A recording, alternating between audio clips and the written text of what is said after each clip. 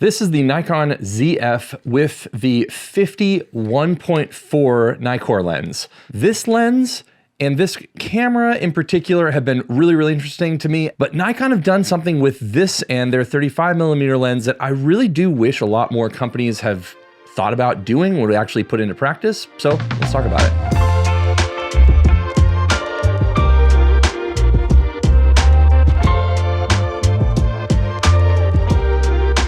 Now, a couple things as disclosures. Nikon invited me to their wedding filmmakers event just as a guest for me to kind of show up, slap some high fives with people. And I did end up kind of just helping out with one of the presenters, White and Reverie, who are good friends of mine. And I took some photos that I'm going to be using as example photos in this thing. So I definitely didn't get paid or anything and wasn't asked to do anything there. Also, I've had the ZF for just about a year now and have been using it quite a bit. And the 50-1.4 and the 35-1.4 have been on loan for a couple months now.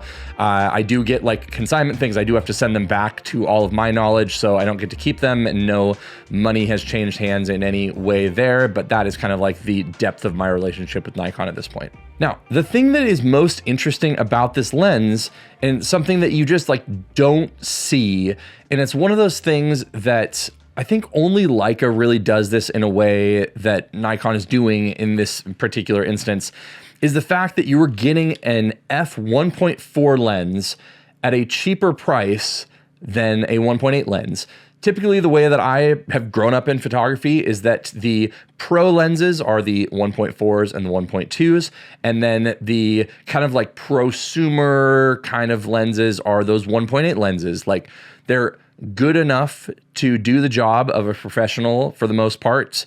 But if you want like the better performance, the better everything, that's when you're gonna have to spend the money to get the professional lenses and then also get that faster aperture. Here, we are getting a budget lens at a 1.4 aperture. So you were able to get that more shallow depth of field and a lot of those other things that you don't normally get from a more budget lens. Does that come with some drawbacks and some things that might not be as much on the professional level?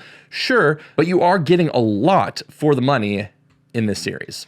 Now, right off the bat, in terms of handling, the camera itself, the Nikon ZF, I don't currently have an extra grip on here or anything. So the ergonomics are fine. They're not fantastic. But I will say that these lenses are about the biggest I would want on this camera without having some sort of other grip. Now, I tried this on the Z6 III and it felt fantastic. So I will definitely say it's mostly like a ZF, not necessarily problem, but just a ZF thing that is going on in general, that I probably wouldn't want much of a bigger lens than this for this camera in particular, just because there's a tiny grip here. But the nice thing is that if you are someone that likes the ZF, these lenses do fit really, really well on there. And if you are familiar with this system, it kind of gives you an idea of where they best fit and if you would want to use a larger lens on this. Now, I'll also say it has some other more kind of pro features.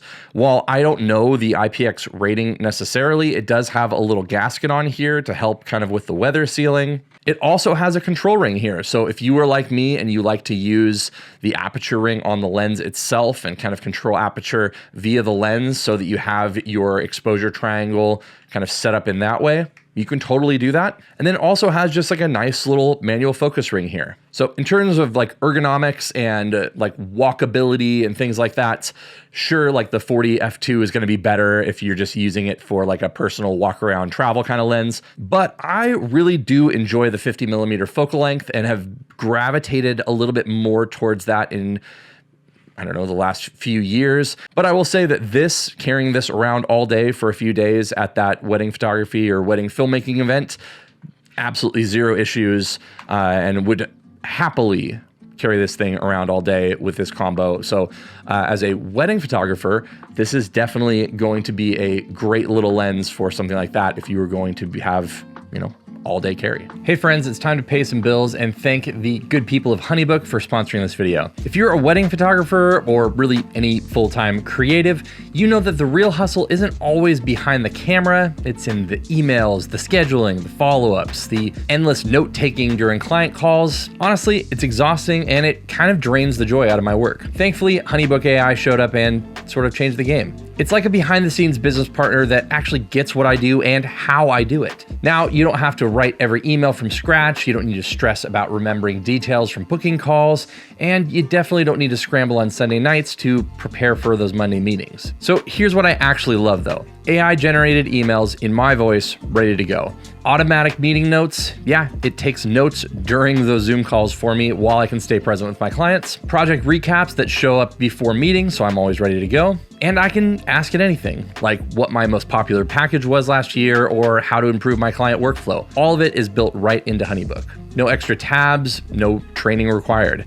Just smart tools helping me stay creative and connected. And if I'm being honest, the admin work is my least favorite part of being a photographer and the biggest mental drain that I have. So HoneyBook AI takes a lot of that mental load off my plate and allows me to use that mental energy on actually creating. So if you're ready to stop being your own assistant and start working smarter, click the link below to start your free 7-day trial with HoneyBook. It'll change your workflow and your creativity. So thanks again to HoneyBook for sponsoring this video and supporting the channel. Now, in terms of the images that come out of it, that's obviously going to be kind of where this thing is going to be make or break, right?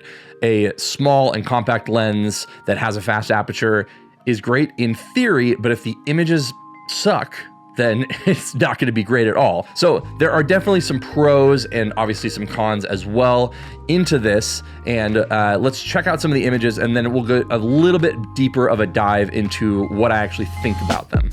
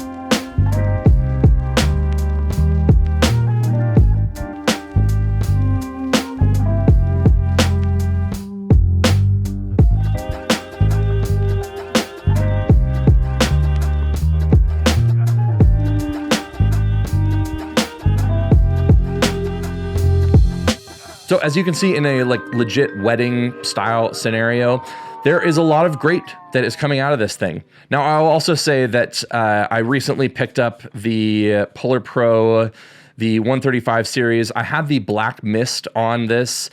It's something that I've been tossing on more of my lenses lately to kind of just like slightly bloom the highlights a little bit, slightly soften things up and help kind of like the digital edge come off. Been a pretty nice little combo. So I will say that this lens doesn't need something like this softening as much as some other lenses. Like a lot of my Sony glass is very, very sharp, and I'm assuming a lot of the other Nikkor glass is as well.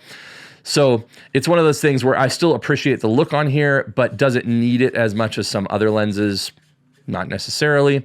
And know that that kind of like bloom that you are seeing in a few of these in more rare situations is because of that and not because of the lens itself. Now, that being said, the lens is definitely sharp enough. This is a lower megapixel, you know, like 24 megapixel sensor. And I mean that in like the difference between having a 60 plus megapixel sensor or, you know, like a 100 megapixel sensor. It's lower in comparison to some other things, but still I would say like absolutely at the industry standard of megapixels at this point in 2025. I will say these lenses do shine more on a sensor like that. I think that if I did have a higher megapixel sensor, that I would probably notice a little bit more of the imperfections here. That being said, I got a lot of really sharp images. I didn't really have a lot of issues autofocusing with this, even at 1.4, even with people kind of like walking down the aisle of sorts here.